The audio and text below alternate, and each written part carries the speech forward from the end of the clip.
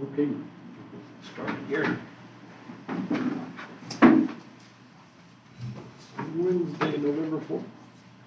Harney County Court is in session for the regular part of our agenda following our doctor approval. We'll start with the pledge.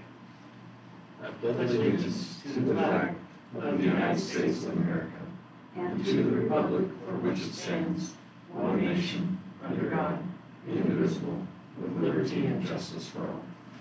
Thank you. Welcome. Senator Gary.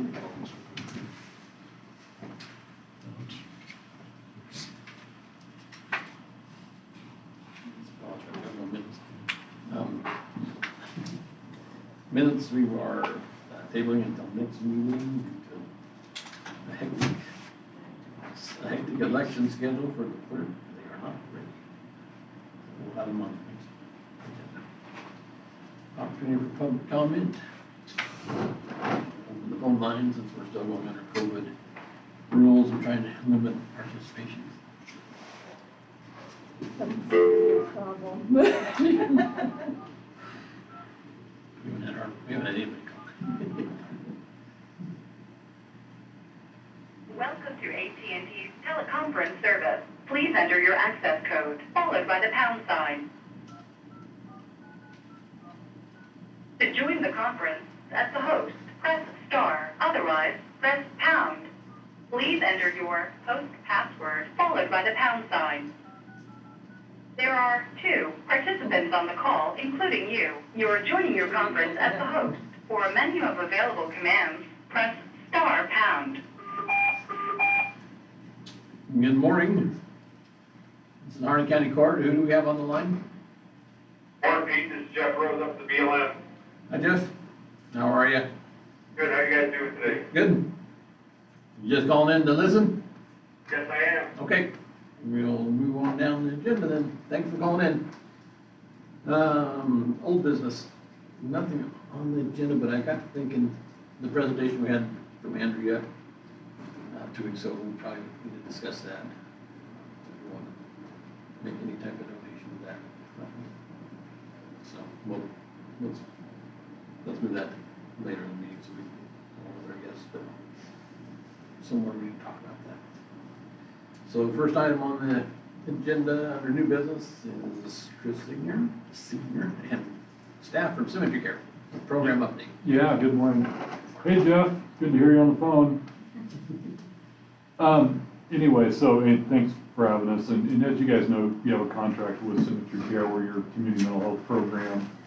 And in that contract, there's a couple of items that we do that, where we come to the county court, we talk about new programs. We also provide updates on site reviews. So I'll introduce these people in just a minute if you don't know them, but site review, which is done by the state, Oregon Health Authority, was just completed about 2 weeks ago. Actually, we haven't got the report back yet. They completed the interviews, completed the chart audits, completed meeting with some of our clients and staff, in reviewing our policies and procedures and all that. And it looks good. It appears to be positive. I always ask, I guess you're not shutting us down, and so we're going to be. No, we're not facing that. And so I think they see a lot of really good things that they like about our program and the way that we do things. It's a very clinical person that did the site review, first time that she's done it. And when she was doing chart audits, she had actually some really, I think, helpful things to say. And one of the areas that we need to improve in is the documentation in our alcohol and drug charts.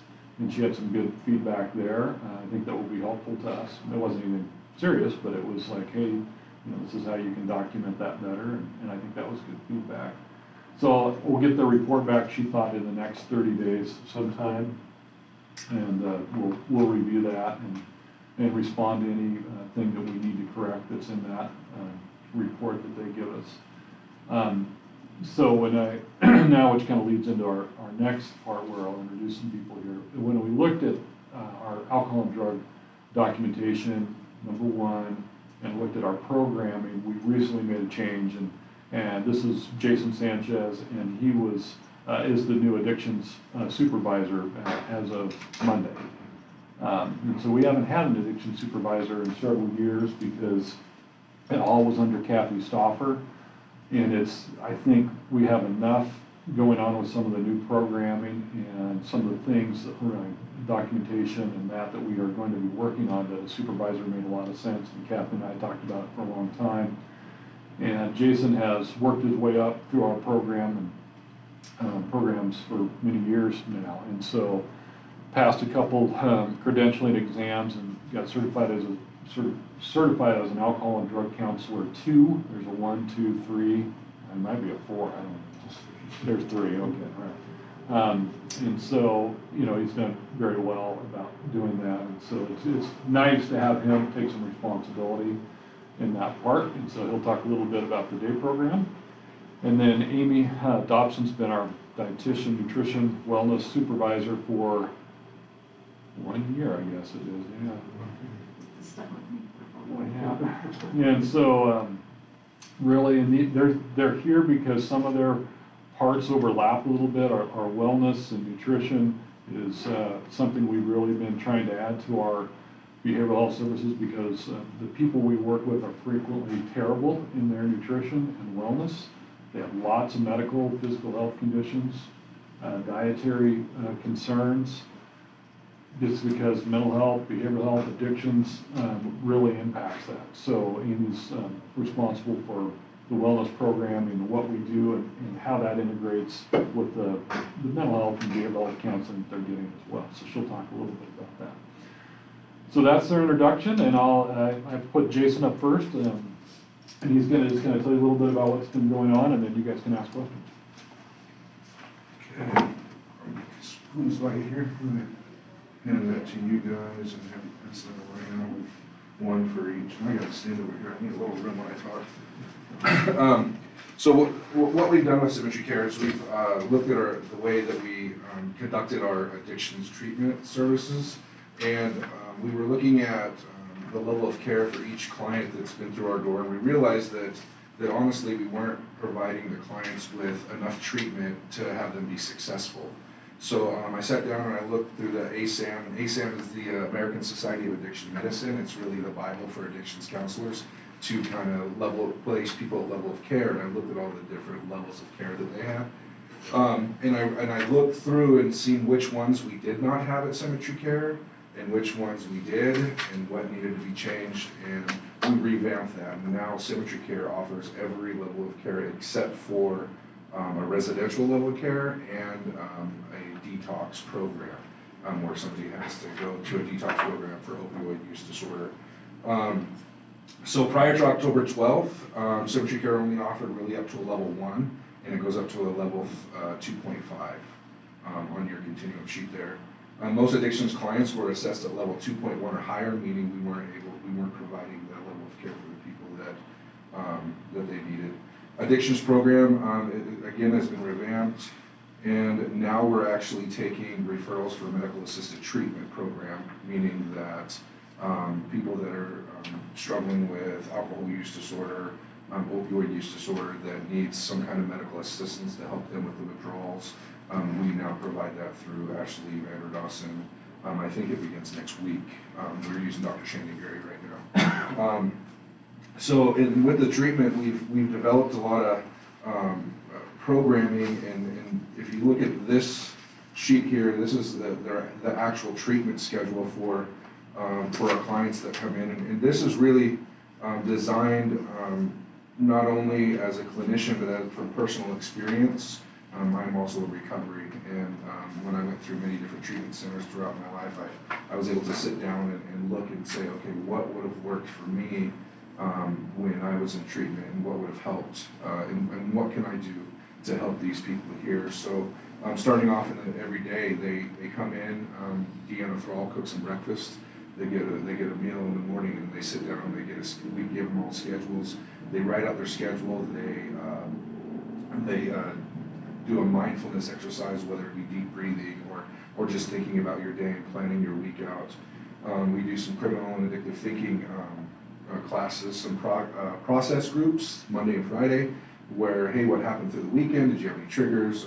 What do you think you could have done? And then Friday is, man, you're doing a lot of treatment. How are you doing with this? And is there anything that we can help you with? Relapse prevention is just what it says. Early recovery skills teaches them about their addiction and their withdrawal stages, where they're at in that stage, and what kind of services they need, maybe out in the community, maybe a sponsor, or identifying a church group or some kind of group that can support them outside of treatment. I'll let Amy talk about Wednesday because that's usually her day. Thursday, one thing that I think we were really missing is family involvement in the client's life. You have clients coming in and you're talking to them and they're saying stuff like, well, my family or my mom just don't get it. They just keep saying, well, why can't you just get clean and sober? So what we've done on Thursdays at 1 o'clock is we've created a family group where they can invite their family members to be a part of their treatment. And they can sit there and we're teaching family members about the addiction and how their brains are functioning and what they can do to be supportive, and really building a communication base for them. And then on Friday, we do a skill building group where we have Ashley Tiller teaching them how to make a resume, looking for jobs, basic skills that maybe somebody that's been a long life addict that has never really went out and looked for a job. What kind of clothes do you wear to an interview? What kind of things do you put on a resume? So Ashley Tiller's been doing that. Overall, we started this program on October 12th, and I even had doubts of the program, saying, man, if I was going to a treatment center and they're saying, okay, you're going to do 20 hours a week of services, I'm going, no way, I'm not doing that. But I can tell you that so far, we're in week 3, it's been pretty successful with attendance.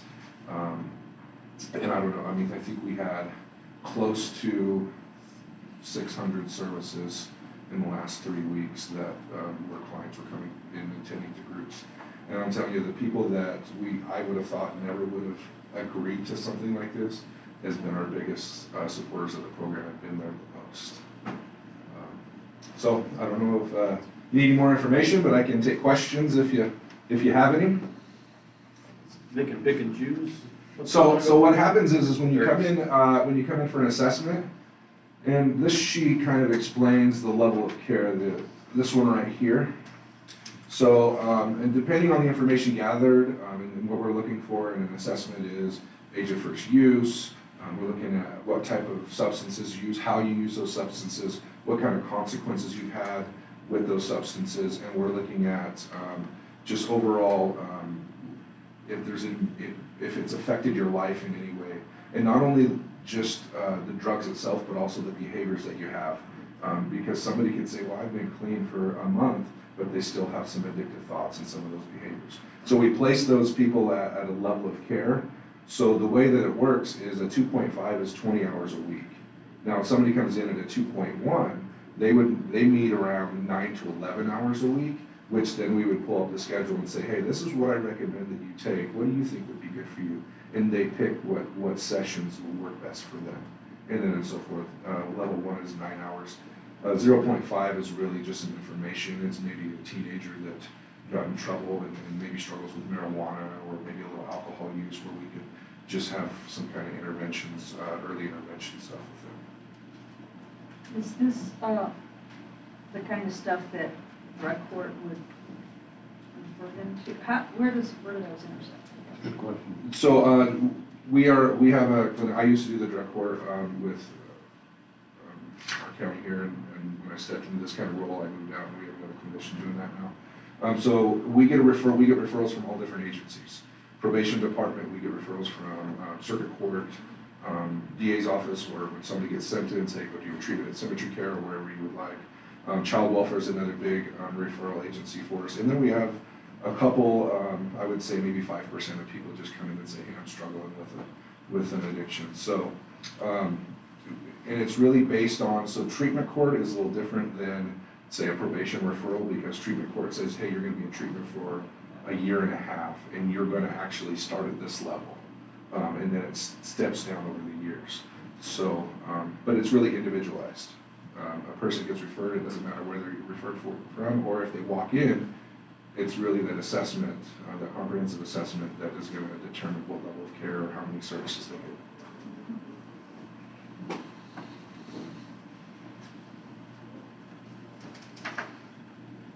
Question? Very good. So sometimes we get asked, and I think it's important to point this out, because one of the biggest things that we struggle with in addiction treatment is really tough. And so, does treatment work? Well, Jason shared just a little bit about his situation, but we have like real life examples and we employ people where treatment does work. And we want them to work for us when they're at that stage in their life so that they have that real life experience that they can then share with others. And so I wish it worked. I wish we had all the answers and we were, could do this all the time. 100% successful. 100%. It just does not work that way. It's a really hard problem to deal with, frankly. But there are really clear examples in our community where it does work. And sometimes it just doesn't feel like that. We don't really share that because it's a pretty personal thing. But it does. But those people are out there, they're doing really good things, so. Yeah, and honestly, when I started I think this December will be 6 years as an intern, I had one client, my first client actually was in treatment court, and she actually graduated treatment court, became a certified peer mentor at Symmetry Care, decided she wanted to be an A&D intern, and now she's getting ready to test to become a certified drug and alcohol counselor. So those kind of success stories are really amazing. It's the ones that we weren't able to help. It's kind of the downers for myself anyway, so. Well, I think that this is a good acknowledgement, though, that when you see a weakness in what is going on with the program, that you're trying to address that weakness, and, that nothing gets better unless we improve it, and so I'm anxious to see how this plays out in the future, to make those improvements through the program. How do you think decriminalization of drugs might impact your work, or is that too big a topic? That's kind of a hard question, right? Well, I mean, it's an easy answer. We were not supportive of that at all from a Right. treatment point of view because it's a myth.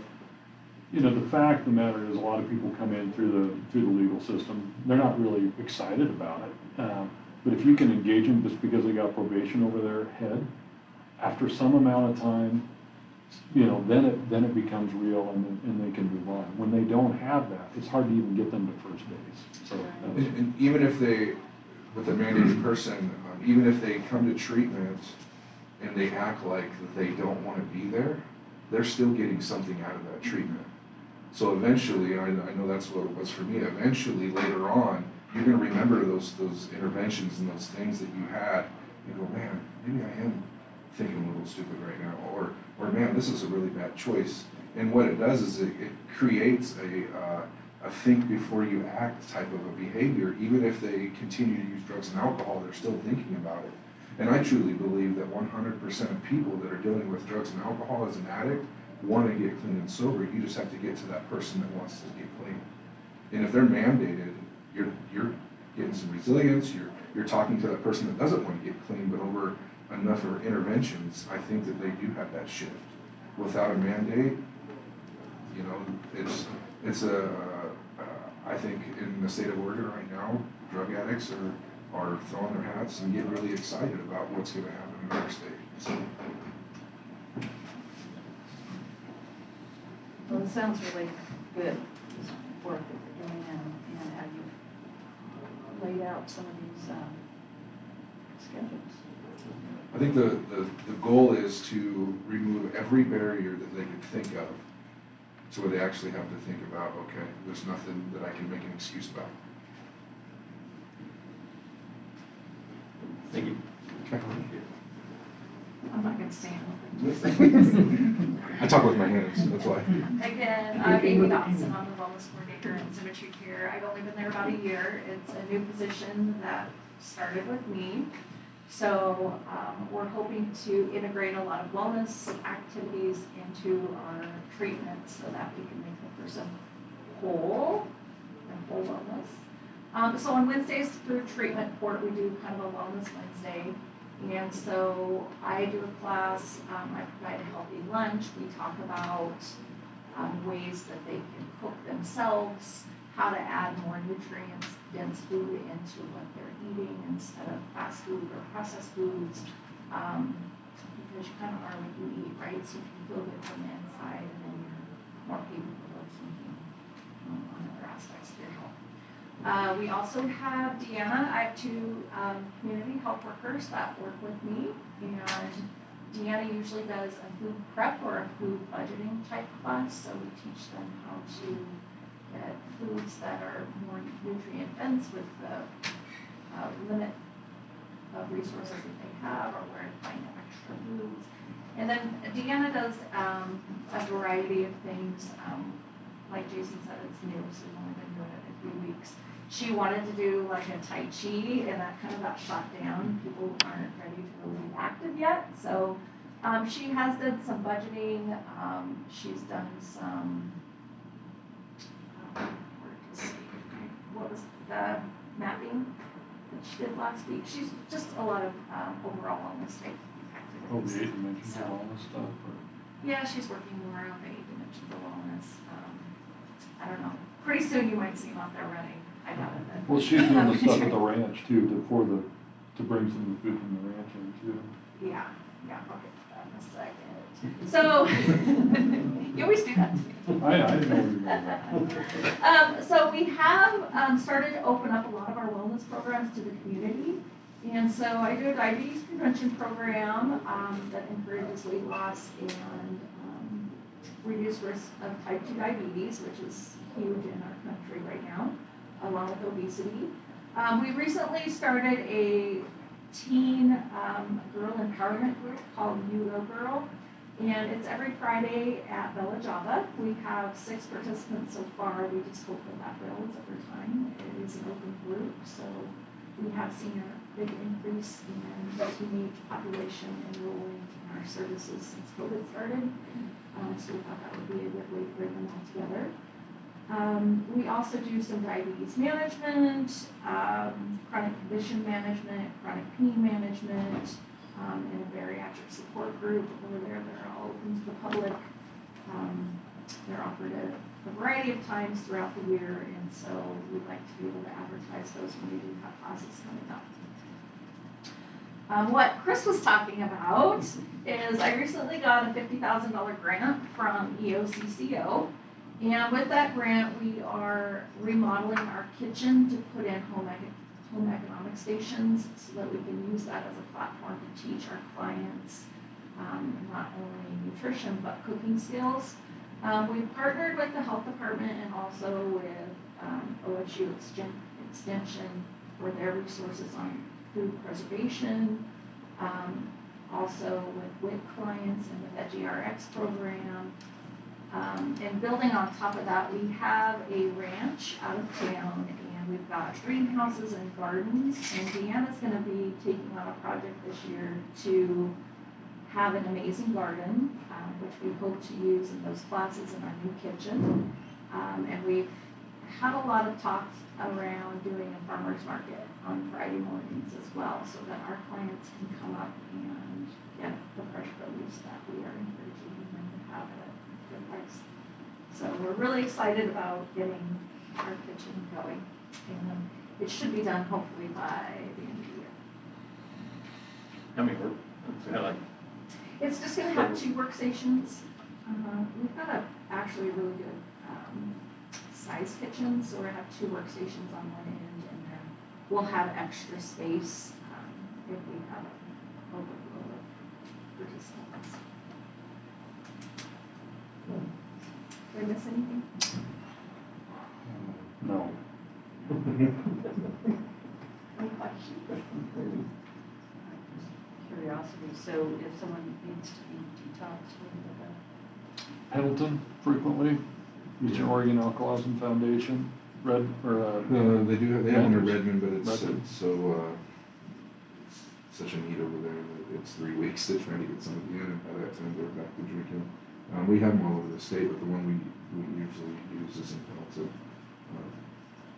And usually it's 24 hours to get somebody into a detox. And detox really is 5 to 7 days, just to help them get over the hump. Because with alcohol and benzodiazepines, even if you're not taking the substance, you can die just from withdrawal. So it's really important to get people, especially dealing with alcohol use disorder, to a detox program for that 5 to 7 days to make sure that they're medically monitored. Do you provide some of your services to jail inmates? And if so, how does that work?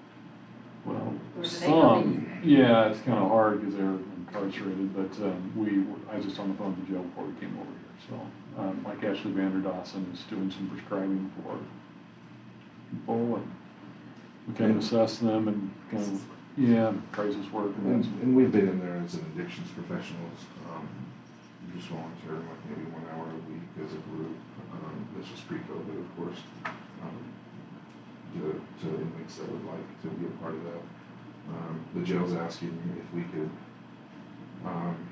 do some individual therapy and for people that want to start treatment while they're in jail. We just haven't really worked out the fine-tune that yet. About veterans, do you guys take the Yeah, we do. Yeah, we do veterans. Our insurance, and it's usually TRICARE, so it's typically what we see. Do they pay you? We never get payment for Yeah. it. Never. It's tough, it's a battle with TRICARE. Right. But yeah, I mean, we do get some. People don't know that those benefits are not, they're difficult, they shouldn't. The other thing I did think of something, so I was doing I'll do mental health evaluations, and somebody may have some wellness needs that they identify, like, oh, I'd like to lose some weight, or I actually, I do their blood pressure or something at the start, and their blood pressure is high, or those types of things, and so I know that I call Amy and say, can you come on down, there's somebody that's interested in some dietary or nutrition work, and she will set up times to meet with them. Now, they don't always agree, and they, they may say like, yeah, I'm really excited about doing this, and they get the call from Amy, and it's like, but it's a real nice sort of handoff that, if they need that, and that will really help their mental health to like take care of their physical health, then that's been a big improvement for us, is having wellness programs that we can refer them to. A lot of times our mental health clients will be on medications that cause a lot of weight gain and put them at risk for metabolic syndrome. And so we try to do an intervention there and use monitoring their weight, trying to give them skills to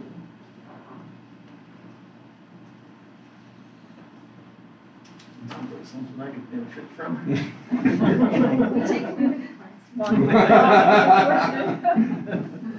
It's walk-in, you don't need Yeah. I walked for 2.5 months and didn't lose a pound. Tell me I'm walking. That's what you're eating. We can talk later. Yeah, I'll let. Okay, any more questions for somebody? So did COVID affect your work in general much? And have you seen any change back yet, or is it? What I think what you guys were saying is enrollments have been really shooting up the last 30 days, I I'd say. had 20 enrollments on my own, plus the recognition for Right. enrollments last month. And so then it had shifted down, and it was harder for us to deliver services because we couldn't do groups and stuff on site as well as we could. But when the summer came, we could do outdoor things, and then we do a lot of video telehealth groups and individual work to accommodate that. And so we watched that pretty carefully about delivering the same amount of services, and we certainly weren't. We were probably at one point, I think, down about 20% in the worst of it in late last spring, but it's definitely rebounded and at this point. So I think it was per program too, because mental health clients that were coming in actually felt comfortable talking more in their own home through the telehealth and video. Addictions clients, because the OHA and the state put out guidelines for UAs, and because it couldn't be close to anybody, and the telehealth people that were struggling with their addictions were just seeing their counselor through video, so they didn't have to come in, they didn't have the UA, there was no accountability on use, so it was fun for them, but they stuck with it, and most of them stuck with it and came back. There was, like Chris was saying, there's a drop in services, but I think having that face-to-face is really important for somebody dealing with addictions.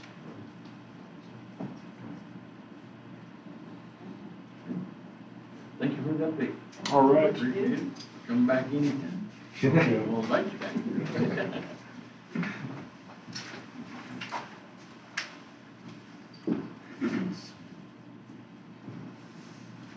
Are you on a tight schedule?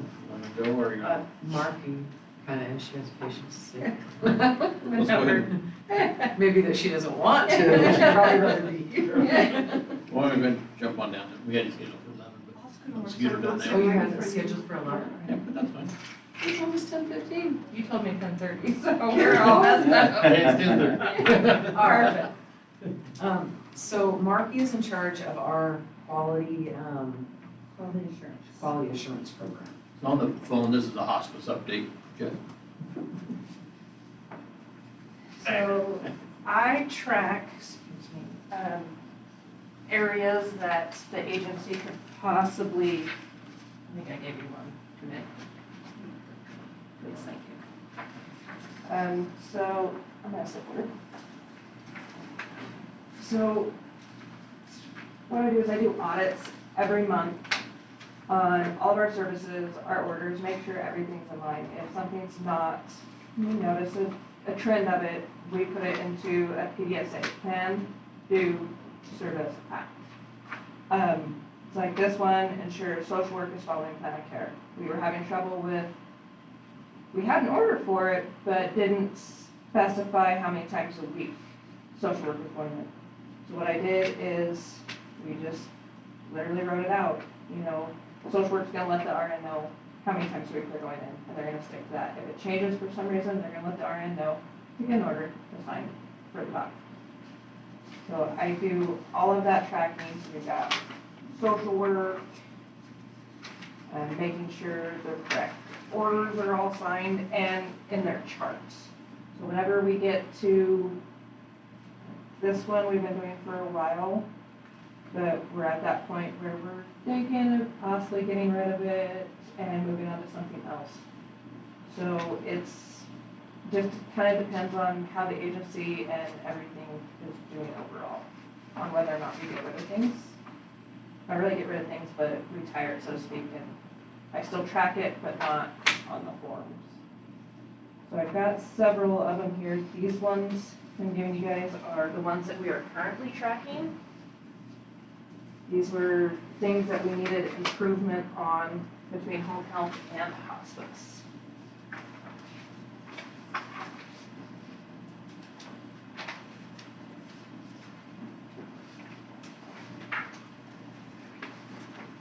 So, and we're supposed to have one for each discipline, but when our caseload got down so much, it's kind of hard to track things when you don't have the patients. But we're getting back up there now, so we're able to do more with like spiritual provider. And then we have a chaplain, and we changed it to spiritual provider. And like I said, before we were having trouble getting our required visits in, and now we're not having any issue with it because of tracking and being able to say, hey, you haven't got this in yet. And we do have a new chaplain, Yeah, we do. Crystal Scott, and she's just wonderful. She's just She is. wonderful. You don't ever really have to ask Crystal to do anything, she just does. So the CMS recommendation is 5 days. So they have to have their first initial assessment done within 5 days of admit. So before we were at 6, 7 days, and that doesn't work. So the last one, we were, you know, hey, you're at day 4. Let's get this done if you haven't got it done. And the same thing with social work. But we haven't had to have any issues with that, so we're probably gonna be retiring that one as well. Just because there's no point of me beating a dead horse, so to speak. For home health, one that the really only active one we have in home health right now is we were having trouble with meta interactions being done because it's 3 different pages you've got to go to in the new system to get it done. It's not just click a box and print it done. It's you got to print one, run reconciliation, print that one, plus send it to the doc, make sure that they get it. And what a reconciliation does, let me, sorry to interrupt. Anytime we admit a patient, the nurse sits down with the patient or caregivers and looks at all the medications that the doctors prescribe them. They go over all of the medications, their uses, are there any interactions, should you not maybe be taking this? They enter all of that into the computer and then run a med reconciliation to make sure that there aren't any severe interactions with any of those meds. And then they send that off, faxed off to the doctor, and the doctor has to sign it.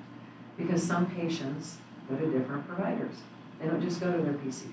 And they don't always come back and tell their primary care physician what medication this doc just put me on. And unfortunately, practitioners aren't really great about always faxing that information like they're supposed to the other care providers. So sometimes the patient's on multiple meds and they don't even know. And then they prescribe something else that may have a really bad reaction. So that's what we do. So every time there's a med change, the nurses go through and they print another one off and send it to the docs. I'm sure the docs get tired of us sometimes, but it's how we keep the patients safe and not double doing it on their meds. So that's one they'll probably forever stay. And like I said, we've only got the one for home health and then 3 for hospice. So with the new PDGM that came out, we're needing to focus more on those type of things for Quavi. So when we all slow down, now that we've got another staff member, Jody and I can sit down and figure out what else we can do for Quavi to keep us in compliance.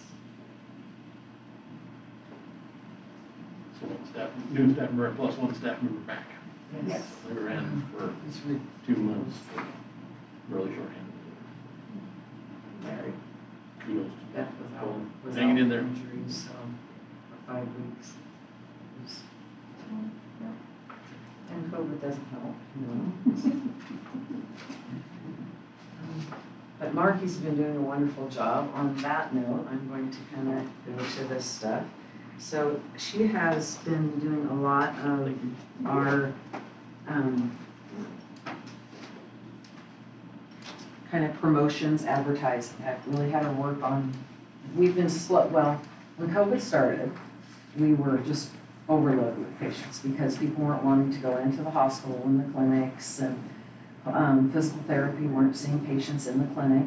So they were having to take low census and be on unemployment. So they came to us and said, can we admit patients through home health and see them that way if they're home health patients, which kind of helped us because with our new system, other facilities were having their physical therapists and speech therapists do the admits. With us, we've always had an RN go out with the physical therapist, sit there during that whole visit, and then do the admit. And it's not efficient. You're having 2 people sitting there for no reason. And so we decided that we would do what the other agencies were doing. We pay them just a little bit more to do that admit visit, and then they go do their admit visit. So we were able to admit quite a few patients and we were a little busier. Then, I don't know, just maybe it's just how healthcare goes. You have a high census one day and then maybe a couple days later you have just a few patients. So our numbers have been low. It kind of gave us, and this was after Beth came back, she's been out on injury for 5 weeks. It kind of gave us time to look at some of the things that we could do to promote our agency also. So Marky's been working on several of those things. She put this booklet together. I don't think I have shared this yet. She did this a little while ago. This is our hospice, goes in our hospice gift pack. When we admit a patient, we give them a gift pack, and it has a set of sheets in it that goes with the hospital bed. Just going to get it if you want some. And it's got a set of socks. I don't think you want to see those in there. It's got this memory book in it, a journal, crosswords, a prayer shawl from the Presbyterian Church Women. So it's a little gift pack we put together. The books that we had in there, the kind of remembering me books, were $10 a piece. It just didn't make sense. So Marky, she put this book together, and it's wonderful. And heck, it's one thing we encourage with our patients to sit down with your loved one, fill this out, because those things like their watch or their gun or whatever may mean something, but their memories mean more. And when they pass it, it really means a lot to be able to go back and look at these things. So that, it was a lot of work, but she's done a wonderful job and they all appreciate it, definitely. We also, she put together this brochure, we're putting it on bulletin boards around town. And then we're putting an ad in the newspaper.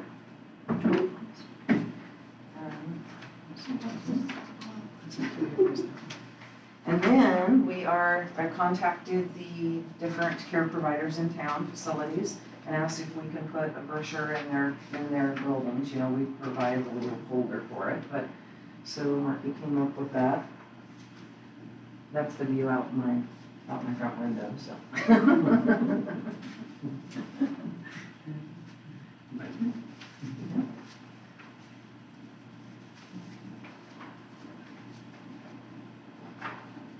And we are also right now doing our fundraiser. We really want to do our gala again. Staff missed doing that. We've had a lot of requests from the community. You know, it's the nicest dinner in the county, and it gives people a chance to dress up once a year, and you know, it brought us, what, $16,000. I mean, it's a wonderful thing. With COVID, it's kind of hard to do that. We are required by Medicare to hold an annual fundraiser. So Marky got a hold of Corolla Probation, and they've donated a cord of pine split. It's cut and split pine, and we're raffling off tickets that are $5 a piece, or 25 for 6. And then we're gonna have the drawing, I think it's the 20th of November. They should give you more than one cord. They'd have a banner year. So some of the things that we've been working on, we just had our surprise state survey. We weren't due for it for until May, or actually this coming September. I can honestly say that when she came in, I was not happy at all. I had to excuse myself and go into the bathroom and cuss a little bit and come back out, and then I was in tears, because it's when Beth was gone, I was overloaded with patients. That first survey that I had when I was only here for 3 months was overwhelming, enough to make you want to quit right away. We got through that survey, but it was miserable. And I just thought, I told her, I sat there and I said, I can't do this right now. I said, doesn't the state think and not throw a survey on when COVID's going on? But I've known Terry Ann for quite a while, and so she knows me, and thank goodness for that. She doesn't think I was a crying ball baby. So I went back to the back room and we talked, and I said, I'm glad you know me, and so you know that that's just my emotion when I get upset, and then I'm okay. So she went through our everything and went on some home health visits with us, looked at all our charts, our policies. I am very pleased to say that all the policies that she asked me for, I had this time. Last time, they were not complete, clear back from like 79 and 97, and so I've been working hard when I'm allowed to do administrative duties, which is it was hard when we didn't have staff, to catch up on this. All of our infection control policies were adequate. They're what she wanted. I can't remember the rest of them that she asked for, but we had them all, and they were sufficient for her.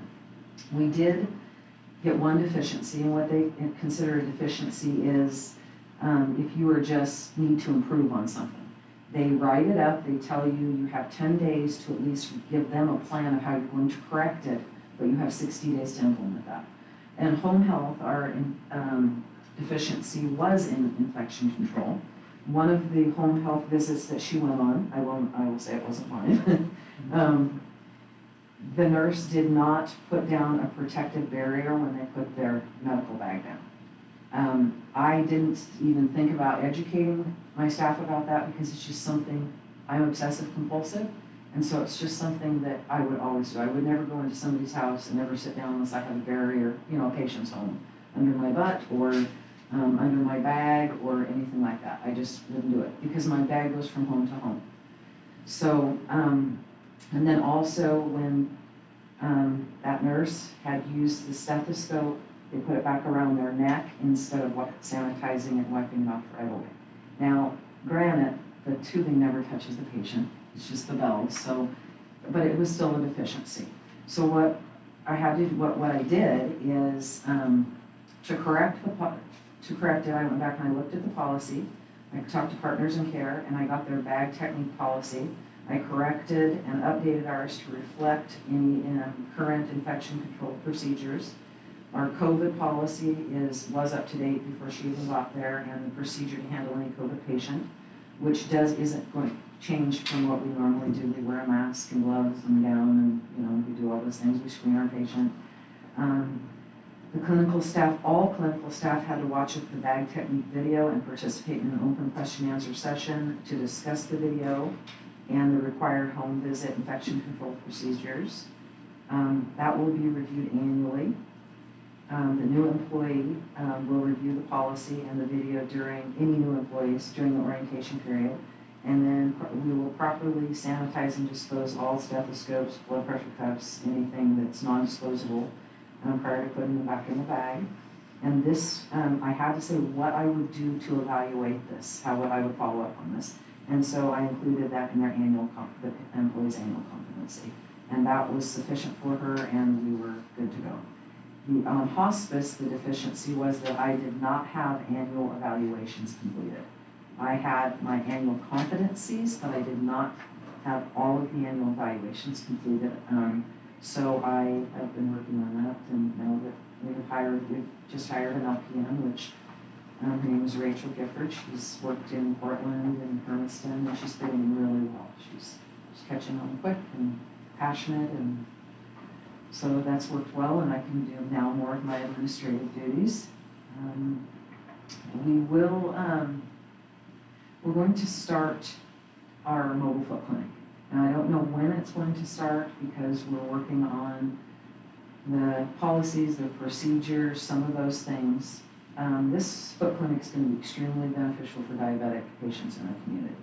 Diabetic patients, if they clip their own toenails, and they catch, their skin, usually ends up in a diabetic wound, and then oftentimes an amputation.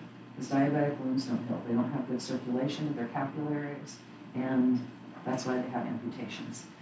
So with that, they either have to go to, and so most of the time you can go in and be disgusting, but it's part of my job, so I do it. But you have to go in there and they're nasty.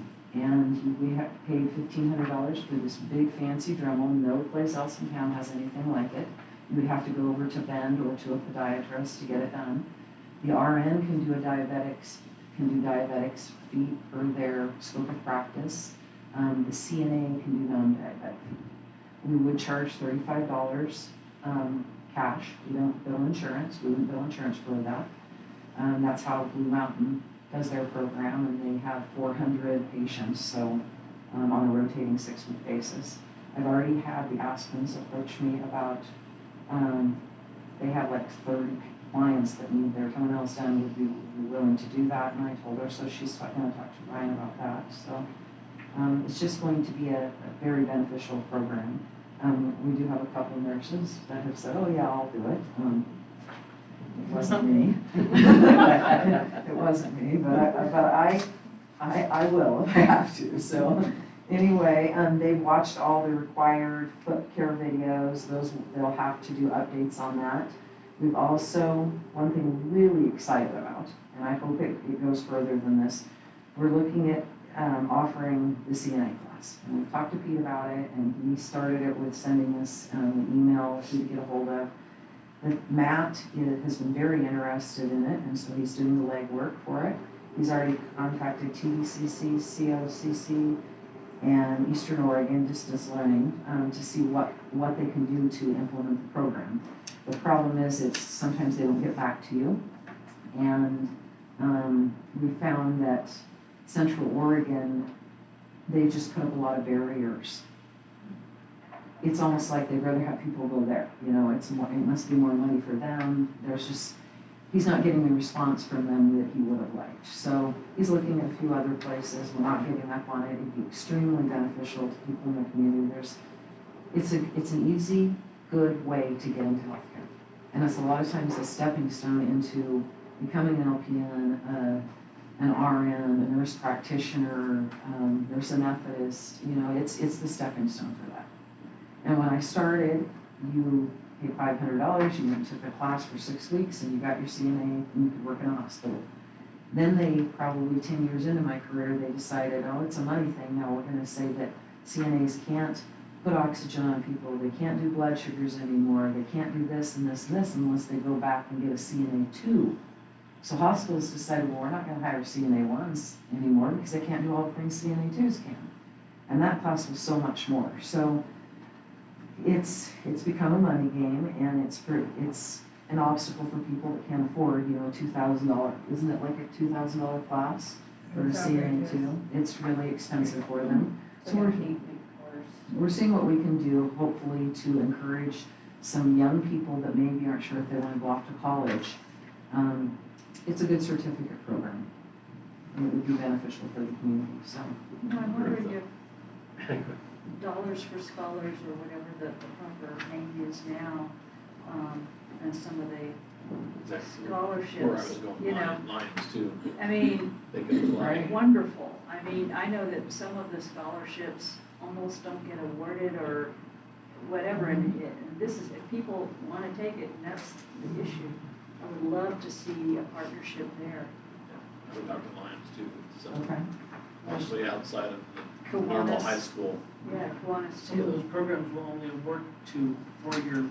Yeah, I And mean, this would be beneficial to those that aren't. even cattle women, you know, any of these folks, and on your foot clinic services, I mean, I do believe that's gonna be a great service, and people who wanna contribute, donate to you, and if, you know, $35 chunks, I mean, you know, that could be something people just know that you always could use those donations for those who can't pay. Scholarship. Right. Or whatever, that's doable for.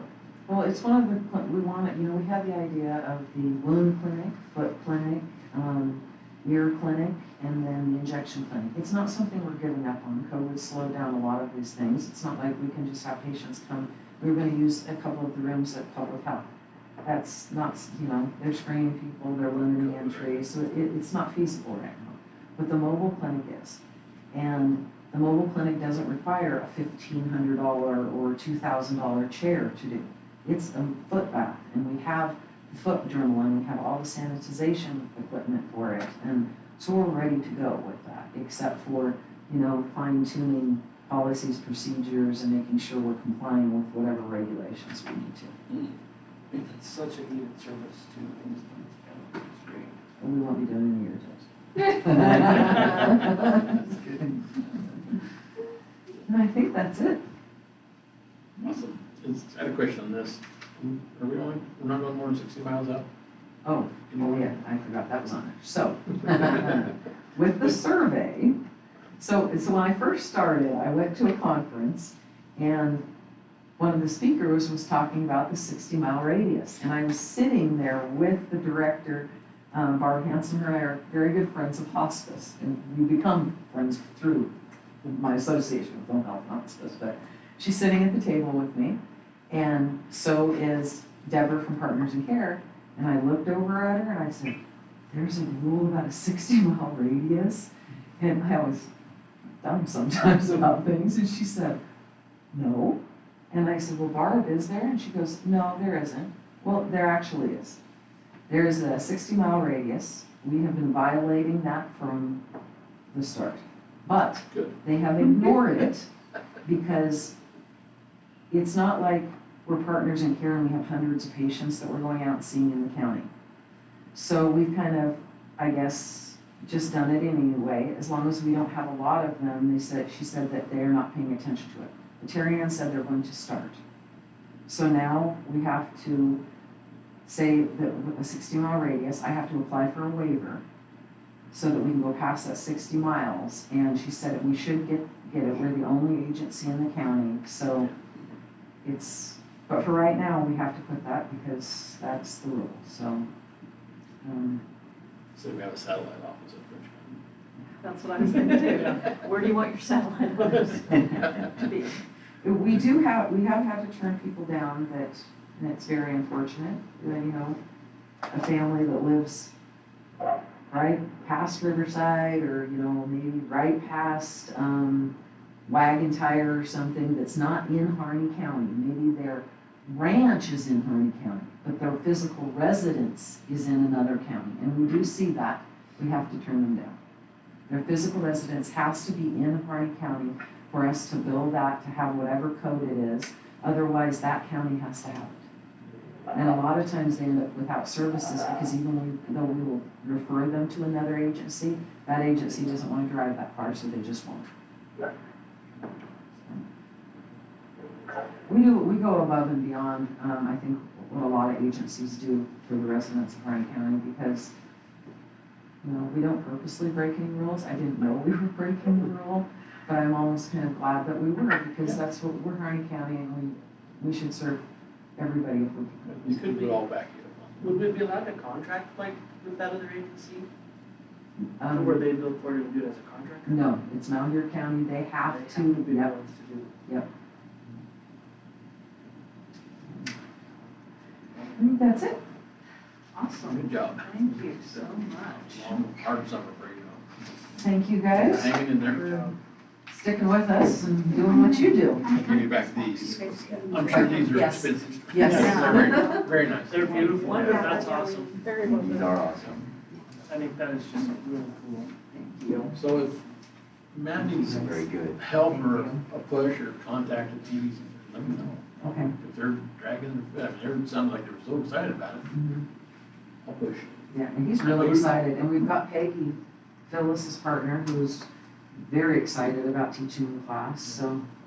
Or even Blue Mountain, I know just come, sometimes they're more I don't know if he's got a little. I mentioned it to him because I know that they've got the program, Yeah, but I don't know if he's reached out to them at All all. over, they're excited about it. It would be great, because it would be the only, CNA program in Harney County, and it would be affiliated with the county court, and it would just be kind of a win for everybody, I Yeah, think. we have a contract with TVCC, we give them money each year from the county, so. I mean, that's what needs this program, and it gives us leverage. And, you know, if I can help, yeah. That's meant Yeah, good to know. Okay. Yeah. Thank you guys very Thanks. much. Our economic development department can come, Oh, a yeah. little bit too. Yep, for sure. Yep. Okay. That was a good update. Mike, did you call in on the phone? Yes, sir. Oh, I didn't hear it beep, so, okay, so we're moving to we're backing up to number 10 now. Thanks for calling in, sorry about the delay, Oh, that's all right. but we missed you 2 weeks ago, so. Yeah, I wrote it down for today for some reason at 10:45, and so that's where I'm at. No problem. So in your package, you have a letter from Mike Simpson, regarding employment. This is, Commissioner Darrell's familiar with this, this will be the first time for you. They send us this request pretty much yearly, sometimes we skip a year when they're okay with their funding, but it helps fund the OIC or YCC program. So when we used to have a commission on children and families and we received certain funding streams, then our local commission, had already done its needs assessment on what is needed for children and families. And then there was a request for proposal process for people who wanted to offer services. And OYCC program was one of the ones that fit the age parameters of the older youth. And usually, always would compete and receive some money from the commission. But when the commission went away, the state decided not to do that anymore. We had been creative and fruitful in some of the work that we had done. We were able to leave the county with money in a fund And this draws down on that.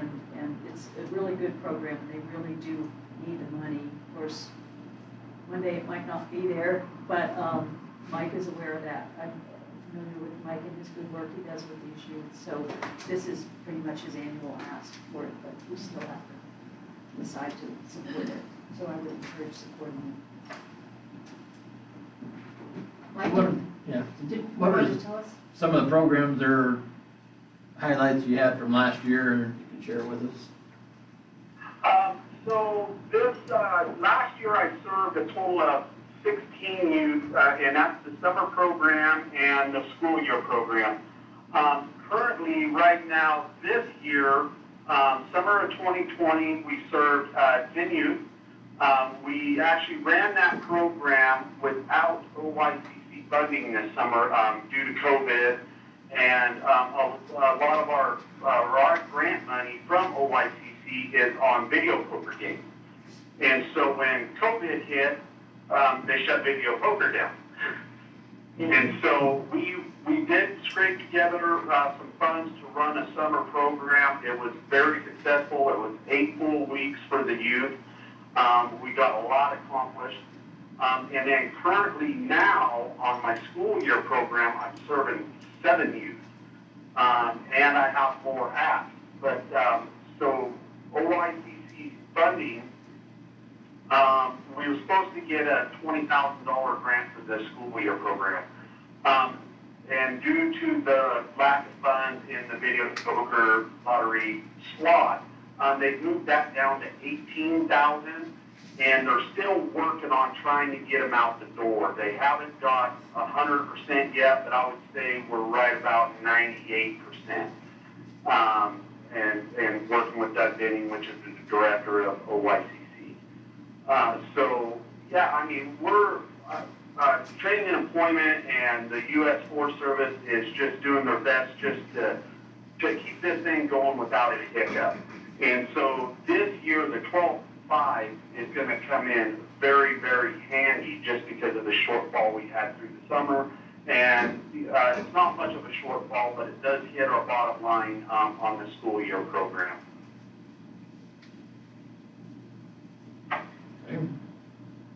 Harney County's program has been complemented and kind of shown as a very successful program at the state level. I remember one of my first meetings on the Workforce and Talent Development Board, and there was a state person briefing, and he heard there was someone from Harney County on the board, and he just kept bragging and talking about it and had slides and everything else because the funding, you need extra funding to keep it going, and Harney County had been able to continue to provide that funding. So This fund at budget time, we did put some in the expense line for this, in case of the request I coming. mean, it was a sufficient amount. again, once eventually that fund is depleted, I don't know There's a what few- shape we'll be in at that point overall, but right now that money is for these types of Free. things. It's, there's a few years there.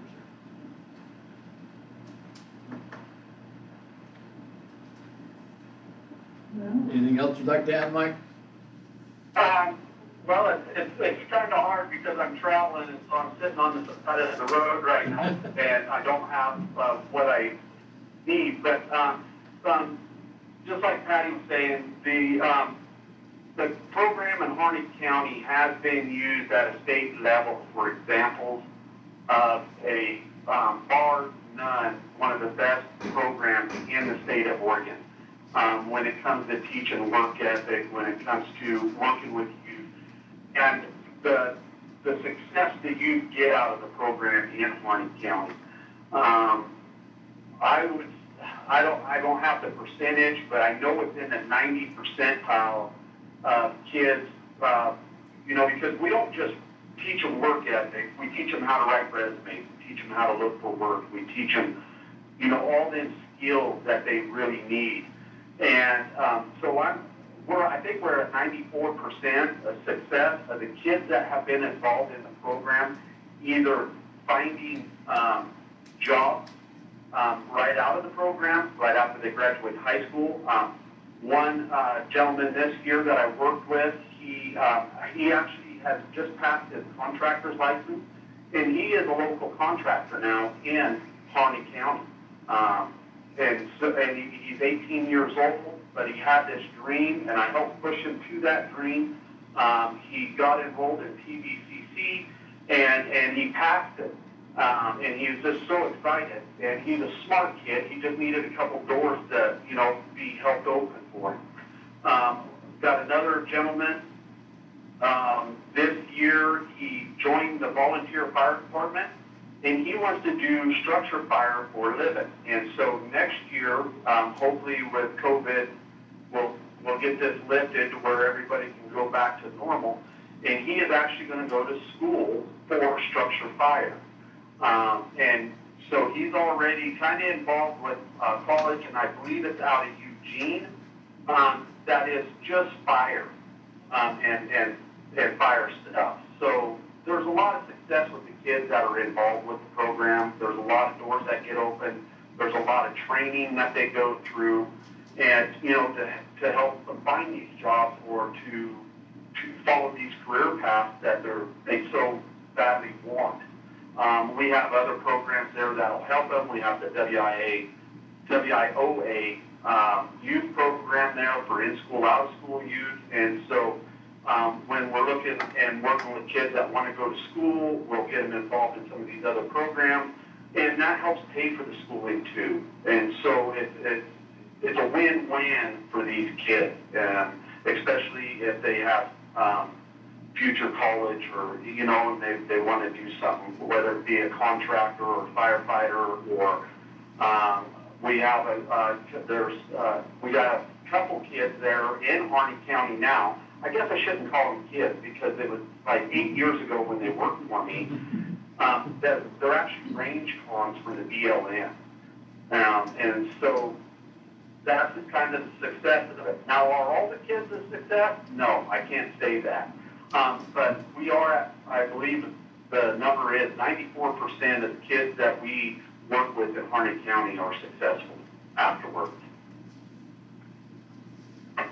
It's a good program.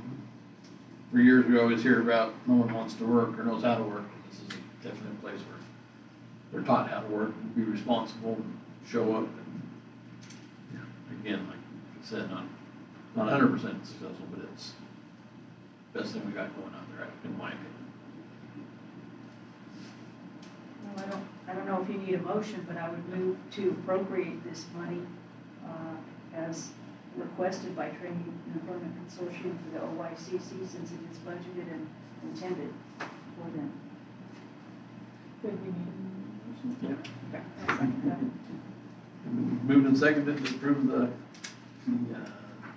OICC program funding in the amount of $12,500. Any further discussion? Hearing none, all in favor signify by saying aye. Aye. And opposed? Motion carries. Thank you, Mike. Hey, thank you all very much, and thank you for supporting the program every year.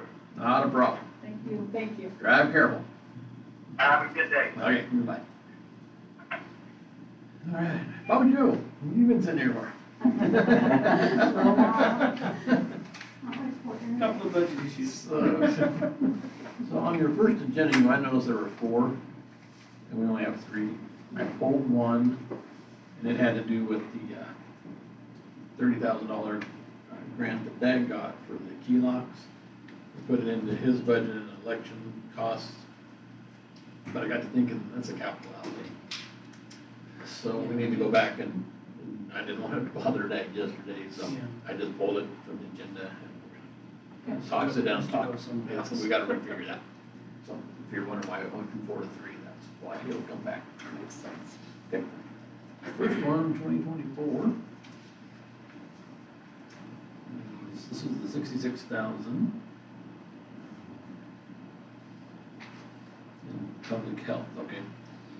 So this so the Dr. Leosa and her contract line slowly phasing out now into the first of next year, and we brought the PA on. This is reducing the line Dr. Leos's contract was into a new line to pay the PA. Not an increase, not adding money, moving money. Just moving funds from materials and supplies where the contract line is from the personnel. Contracts from the person. So we reduce the contract line by 66 and we'll add 66 to the personnel line.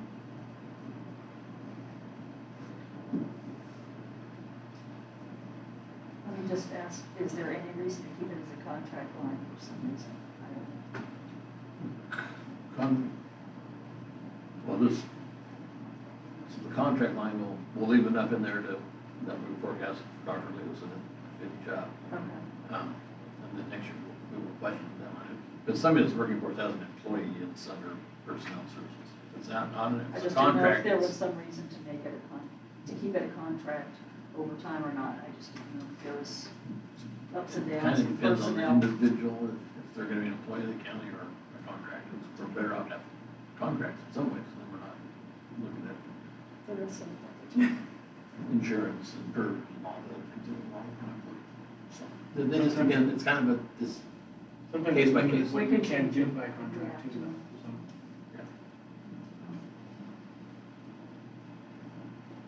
Well, I move to approve resolution 2020-24 in the matter of interfund transfer for appropriations within categories for public health, RHC Fund 245, Department number 050, which, as we just discussed, was an increase and decrease on lines of 66,000. I'll second that. Moved and seconded to approve resolution number 2024 in the matter of interfund transfer of appropriations in the categories for public health, RHC Fund number 245. Mark, hold my vote. Further discussion? All in favor, signify by saying aye. Aye. Any opposed? Carries. Number 5.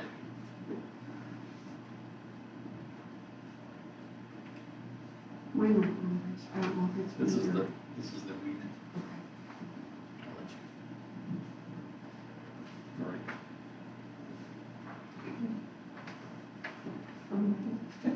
Sorry. So, Jim Campbell, who's the department head for the weed control, said that the Burnsville M approached him and asked if the county would be willing to run about $100,000 through the existing SWAT agreement they have for an aerial Medusa head treatment. So that allowed them to treat about 3,900 additional acres of Medusa head rye on BLM managed lands this fall. Part of that money, 5,000, the county was able to keep for administration. So we're just increasing the revenue line by 105 and then increasing the expenditure line by 105. This came just weeks after the budget was passed in July. It was after this. They have just recently completed the project and the funds are starting to start flowing through And I believe this invoice was in, what was it, last. the last time? I think it was 2 Well, weeks. I was saw it. able to request them in yesterday, so. Yeah. Well, let's And any of those contracts like that are a win-win situation. I mean, it just is. I mean, I didn't understand the whole dynamics of it until the weed department became part of my, any time that they can do a collaborative effort or something with the BLM, it's been a win-win situation, so, just from my perspective. And we'd like that admin. Sure. So, that's awesome. I'll make a motion for approving resolution 2020-25 in the matter of appropriating funds due to unexpected occurrence or condition, road fund number 202, weed department number 230 for the increase of $105,000. I second. And moved and seconded to approve resolution number 2020-25 in the matter of appropriating funds due to unexpected occurrence or condition, road fund number 202, weed department 230.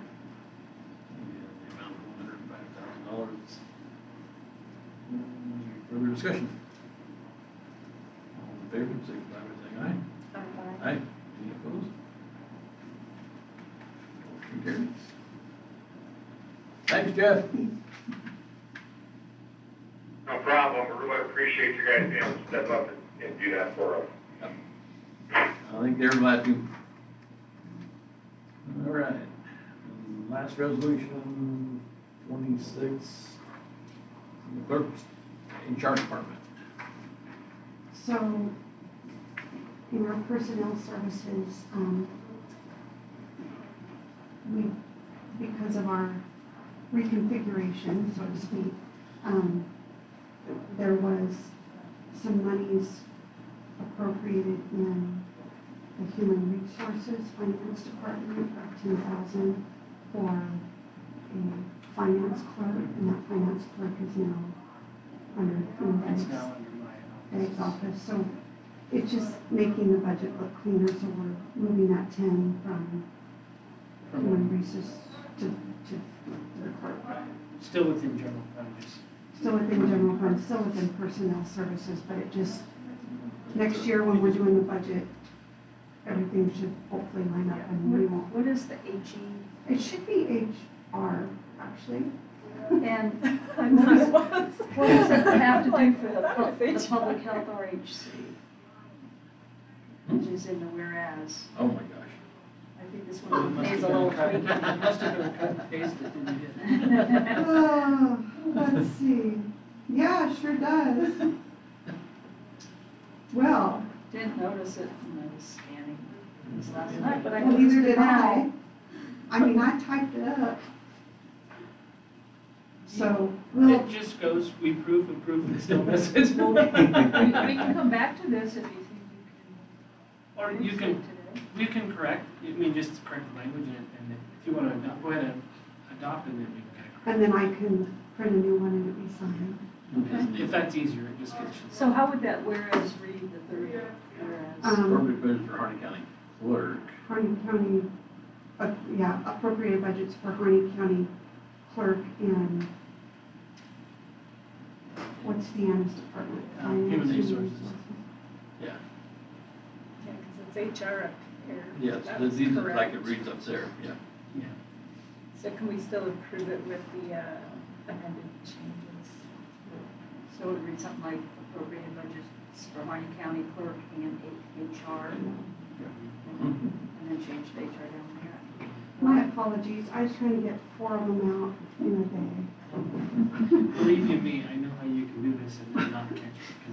But once you've seen it too many times yourself. Oh, yeah, you becomes- just, it makes perfect sense. It's good. I worry every time I send an email. Hit something, send it there, and I misspelled it with it.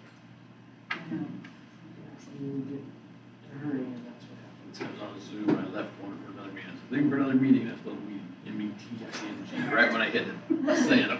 I even read this right before we came in. I just am happy it's not always me. Because it happens to everybody.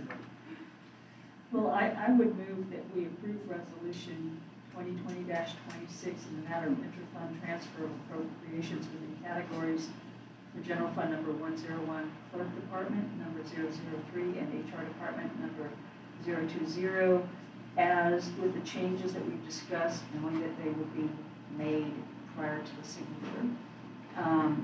That talks about that increase and decrease of the $10,000. Moved and seconded to approve resolution number 2020-26 in the matter of interfund transfer of appropriations within categories for general fund number 101, clerk department number 03, and HR department number 020, in the amount of $10,000, reducing HR increase. And this one, you said is number 26. Yeah. All, Any further discussion? Hearing none, all in favor, signify by saying aye. Aye.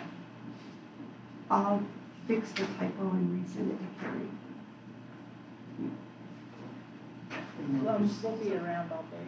Yeah. That's right, we'll be here. I can vote on that one, matter of 3-year-old here. Okay, thank you.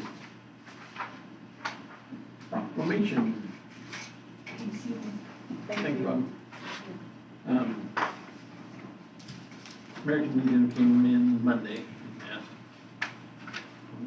we would be willing to sign a proclamation in honor of Veterans Day. Obviously, I had no issues with that. He gave us the verbiage. I took out one line that said it talked like it was today that we were doing this at some event. I took that one out. Yeah, so they asked if we could do this and get it into the paper, so I tried to get this in the papers. And we'll put a seal on here, right? Yes. Do we need a motion to do this, or is this just a? It's a motion. So, I would like to go ahead and read this, just as a 25-year Marine Corps veteran and a member of American Legion Post 63 here in Burns. I appreciate the opportunity to read this proclamation. Whereas, regardless of how one feels about policies that lead to war, let there be no doubt that veterans serve with honor. They serve to make life better for others. They preserve our liberties and freedoms. And whereas not all veterans have seen war, but a common bond that they share is an oath in which they express their willingness to die defending this nation. And whereas perhaps most significant in preserving our way of life are the battles that America does not have to fight, because those who wish us harm slink away in fear of the Coast Guard cutter, the Navy aircraft carrier, the Air Force fighter squadron, the Marine Corps fire team, or the Army soldier on patrol. And whereas it is up to us to ensure that every veteran feels that his or her service to this country is appreciated by their fellow Americans. And whereas war is never anything to celebrate, but peace is. The peace in between horrific wars is brought to you mainly by our veterans. And whereas Veterans Day is for all who serve, while many veterans are humble, there is no such thing as insignificant military service. And whereas Harney County and the American Legion are dedicated to remembering the legacy of all veterans, because what these men and women have done for us matters to America. And whereas Harney County is proud to partner with American Legion Post 63 to recognize and honor veterans who have served and are still serving our country, so that all may pursue life, liberty, and the pursuit of happiness. And now, therefore, Harney County in the state of Oregon does hereby proclaim November 11th, 2020 to be Veterans Day in Harney County, and encourage all Harney County residents to observe same, in witness whereof and with the consent of the Harney County Court, signed and sealed this day for November 2020.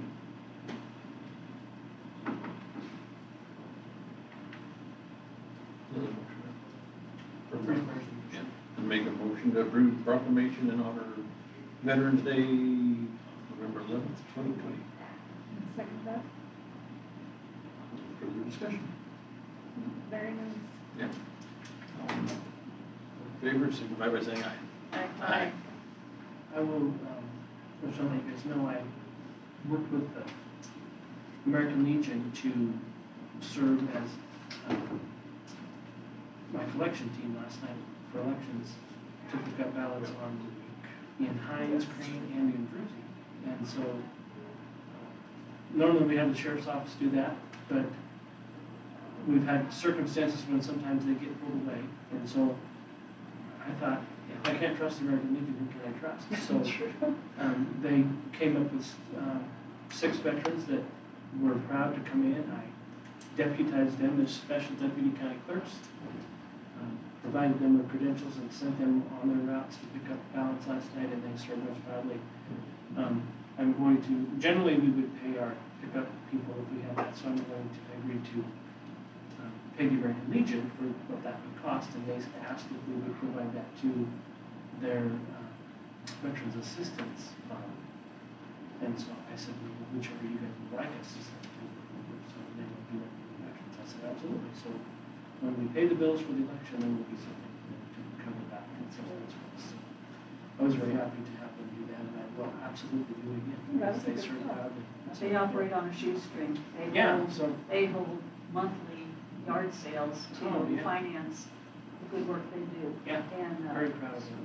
very proud of them. Item 6, review and approval of committee applicant, Russell Clark. We only received one, so that was an easy choice. But Russ is willing to fill a vacancy of Wayne Smith moving out of county. And so I recommend that we allow Russ committee, and it's, current plan is to try to meet quarterly at least, or as needed. We'll see what that becomes in the future. Well, Joyce? I move to approve Russ Clark, to be, I move to appointment to committee. And second? All in favor of appointing Russ Clark to the Wolf Committee, signify by saying aye. Aye. Any opposed? So the delisting of the Wolf, last week, we got a phone call from, I don't know if you guys saw my quote, he called me and said, "Can we get a quote from Harney County?" I had about 2 hours to get it to him, so I put something together real quick and sent it out. There are several quotes from Todd Nash to Freeman, but everywhere, minus animal, the species that recovers to these levels, it's only right that it's listed. Mine was short compared to others. It has Just did it on the spot. 60-day process though, which will be litigated, so that, window is still Yeah. up in the air, whether it'll take place or not. Hopefully, it would be nice for it to be stayed and be able to take place. We're about east or west of 395. We would still have a triangle of Harney County that would be affected, but it would take most of the county. It moves it back to the red line on the map. Didn't bring that in with me. So item 7, ongoing incentives discussion for building homes. Economic Development reached out to Brandon on building fees. Is there anything we can do there? And we know we have the other talk going on, but Greg Smith's working on 2 for us. Or besides that, we have the talk of if we donate a lot. We have several things. I don't think we want to do all of them, by no means, but this is one for discussion for us. The way the system is set up, so this is structural, it's not plumbing, it's not electrical, it's not whatever, it's not be required. A lot of that's because of the way the system's set up. People still have to go in and pay full prices up front, and then they would get reimbursed. And see, Brandon and Brett ran these figures at $200,000 home, $250,000 home, $300,000 home. You can see what they would save at 25%, 40%, or 60% off.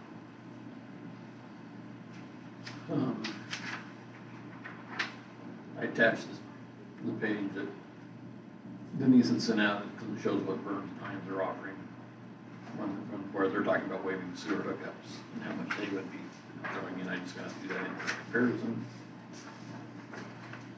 We're still working with OTEC for incentives. Whatever, which way we go, we're gonna have to do a resolution at some point before we can offer this. So I wanted just to be in front of you guys to consider, think on ideas for the resolution regarding if it's a lot or if it's this, if it's reduce taxes or. We probably have to actually do this ordinance because our fee schedule is in the ordinance. So we adjust the fee schedule. Would be fixing. We're not reducing, they can still pay the fee up front. So, yeah, it's discussion. Yeah. More discussion. Well, yeah, because you could do the rebate, it's basically a rebate after the fact, so that would be a resolution. Yeah. Because you're gonna pay. I don't know what y'all think. So it's available to homeowners and or licensed contract building in Harney County is how it reads on the deal that Denise provided. All for discussion. Because the only thing that, in a lot of our discussion, we talked a lot about the licensed contractor, but I think that that's a little too narrow of a scope. If you're trying to really stimulate it, you can't just stimulate it through spec home. Right. somebody that wants to put in a home, I think it should be available for Yeah, them. put it on. Because Sure. No, so I agree with that, right? But verbiage. Why are the hookups so much different cost? So, quite a bit different. Where do you see the 1,500 building different. going on?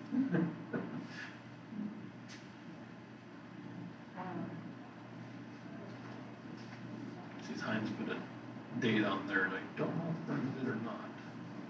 I know they've talked about they have to revisit it and re-up it, depending on where we're at. I still think we're probably talking 5 homes a year to move on it. I think, that's part of the discussion too. That's,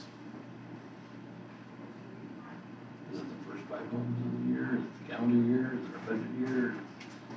But there's That's still all. home building going on. Yeah, there is. Yeah, we have some pretty busy contractors, those that are, you know, well versed in business. Don't seem to have any trouble selling this. And our homes seem to be going up out in the county, not in the cities, too. There are no buildable lots. I mean, those that are, the prices on the buildable lots. You have to build, tear down what's there first, and then unfortunately what's there. That's the- Yeah, the market's driving. some Yeah. of the- Although, if, the study that we did, the workforce housing roadmap identified lots that are buildable that don't have anything to tear down, that are, we have supply.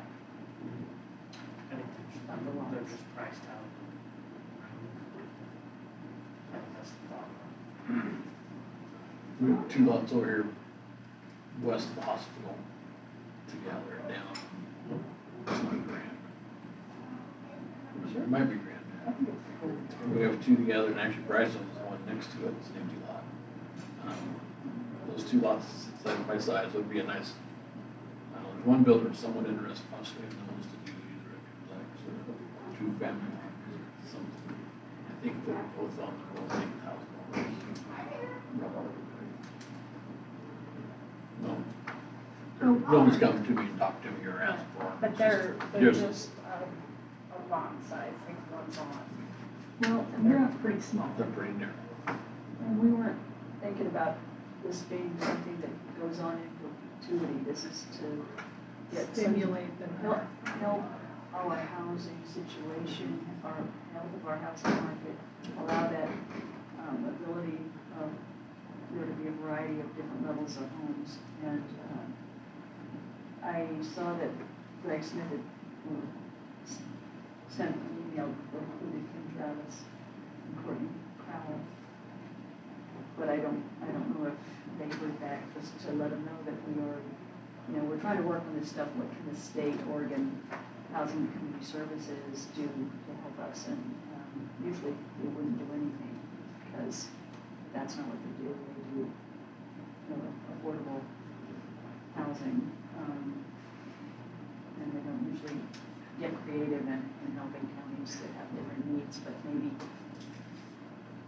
that'll add to it. But again, we're looking at this to kind of break down some barriers right now, because as the years go by, if we haven't been able to get those new middle to upper income houses going in, then we're gonna have to do a new study and see what now is our problem.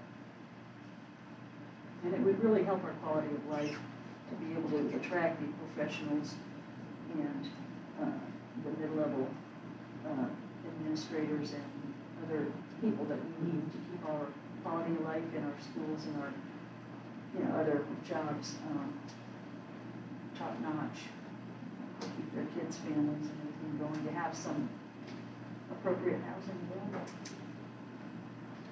So at this point, you're just exposing us to the topic and. Yeah, and ideas for a resolution. I think we want to drag it, too long. No, I because don't, what Burns and Hines say, this is in place. there's our inputs, yep. And so if we come on board, then there's There's more of a package to So, I'm, as far as structural discounts, I'm not for 60%. Tell you right up front. I'm more comfortable with the 40%. my personal thoughts. Well, you All these still- numbers in the 40% are reasonable numbers.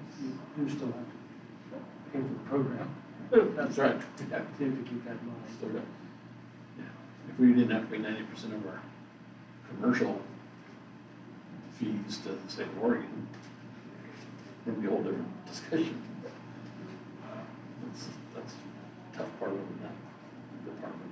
I can't remember, is the, in counties that have certified commercial inspectors do their own and pay the state, or does the state always get it now? Do they still take 90% of fees even if you No. have one inspection? That's a good question. But they're still trying to do away with that third-party inspection too. Which I don't think is fair to get that done, but it's still a topic. If our guys have their commercial licenses, it would be hard. So, I'm pushing our younger one to get it done. You know, looking to the future transition out there.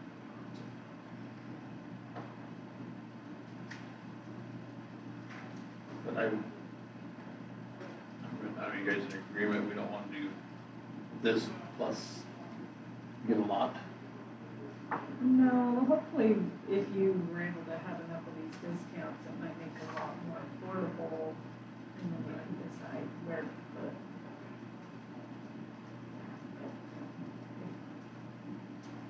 Especially with those, small lots, it'd be hard to make something very attractive there.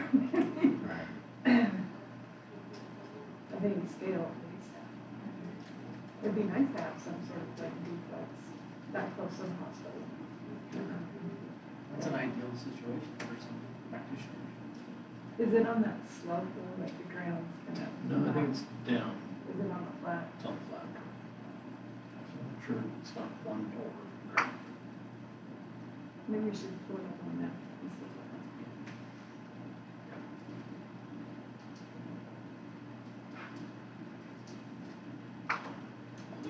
I'll get you guys, I'll get your map. I think that, especially if you had any people in duplexes where it was nice middle class housing, that multi-family dwelling, a lot of people come here and are used to living in those situations. And so it's not a big deal. Just think, when we sell a tax, when we sell a lot, foreclosed lot, that's divvied up between the taxing districts. Yes. Some of it we can't give it all away without all of their permissions.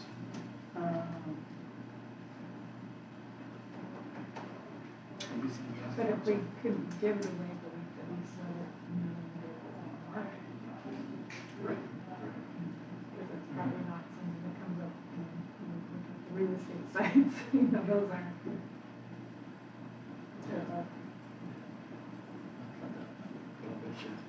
Because, yeah, I'm just, Yeah, because they get their, each of the districts get their share of their share to replace the lost property tax. at the point of selling them or donating them, whatever we've done with our policy or they've come and think, but at least it gets it back on the tax roll. Right. We all benefit, we've been trying to sell, we've been, we went back on the tax roll. And they would in this case too. I'll bet we just can't without. I would ask Dominic about it. Yeah, for sure. We might give it away, but at least get it publicized, so. Yeah.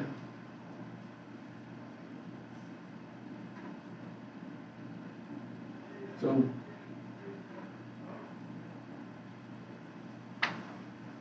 Guys, think more on it and give me your ideas for a resolution, I'll find out what that is.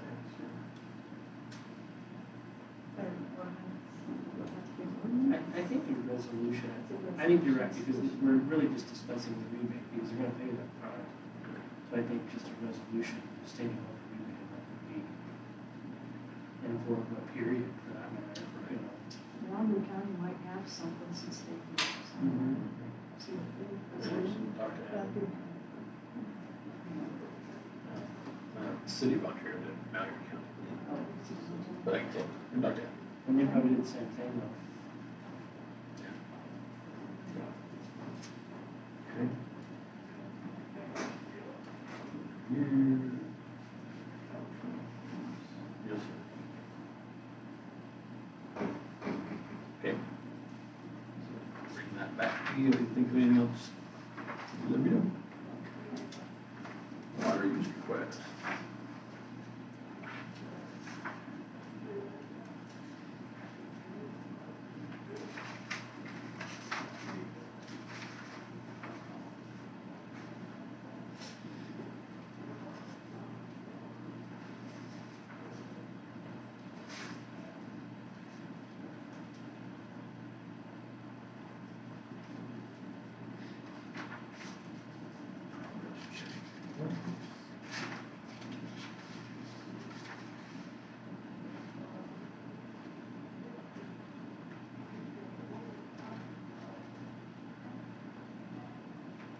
Transfer for life earnings. Additional funds of appropriation.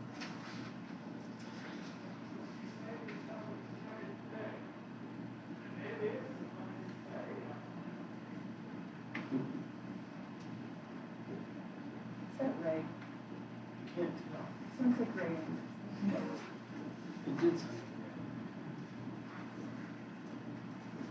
like yes, it did. It did.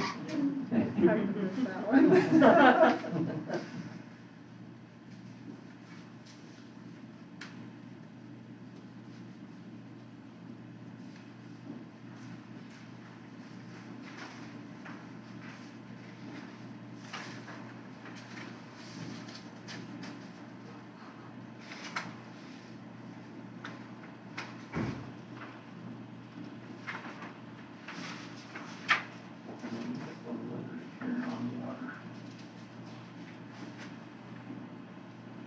On approval for Mountain Andrew Davies.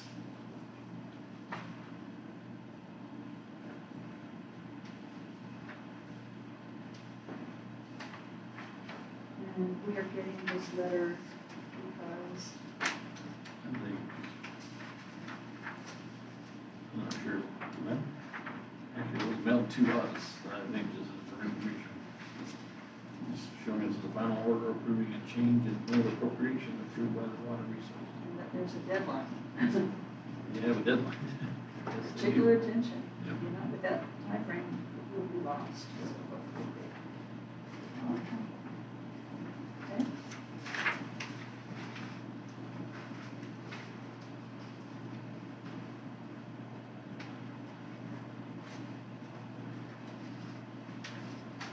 Okay, our next meeting Monday the 23rd.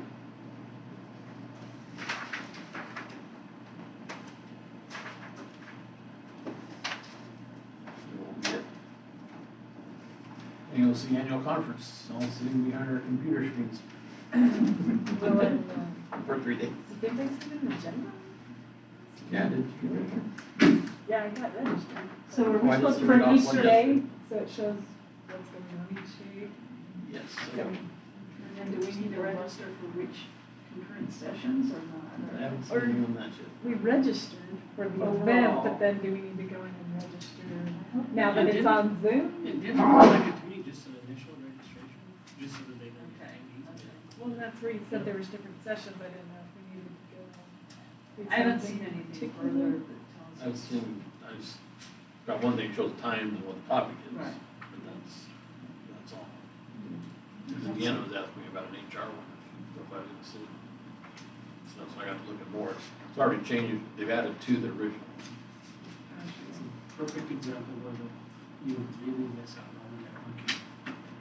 I mean, these sessions are good, but that networking is invaluable.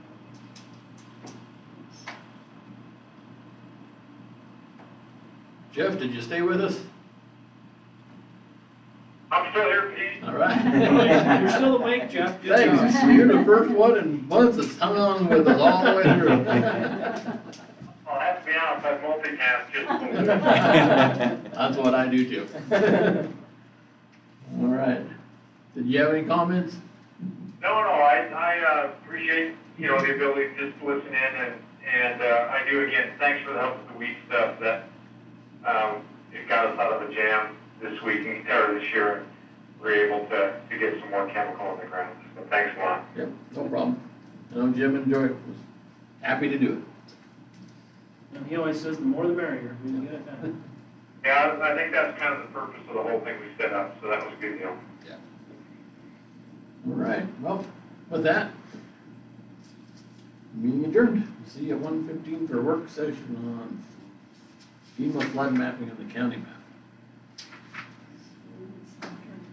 Thanks. All right, let's see, Jeff. Can I hang up on you? You hang up on me before I can hang up on you.